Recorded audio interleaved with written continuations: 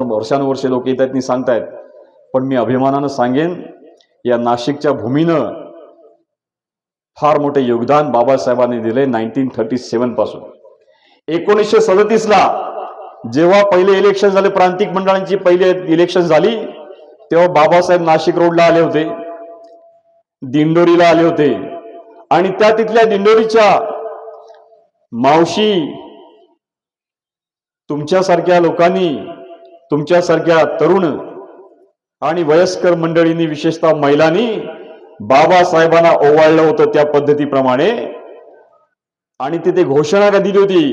काय घोषणा दिली होती माहिती आठवतं का? कोणी सांगितलं का इतक्या वर्षामध्ये तुम्हाला? काय घोषणा दिली होती?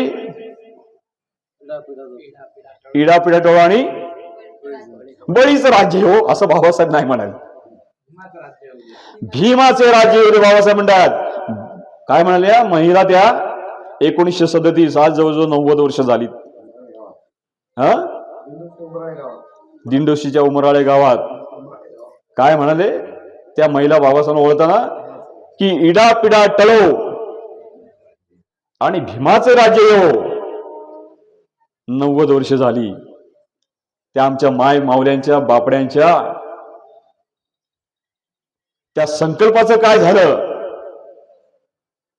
आम्ही कुठपर्यंत नेला त्यांचा संकल्प? आमच्या मागच्या तर पिढीचे लोक आहेत, त्यातल्या काही जणांना आमच्या या मावश्या भेटल्या असतील, त्यांच्या घरातल्या लोकांनी हा प्रश्न विचारला असेल कदाचित, म्हणजे बाबासाहेबांना संकल्प दिला असेल।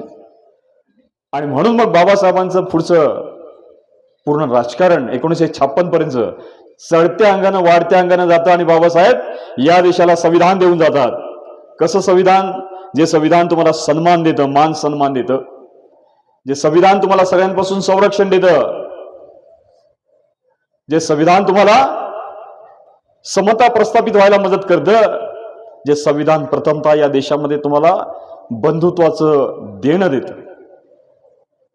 या देशामध्ये बंधुत्व आता जस्ट येताना इथे त्या एका नाक्यावर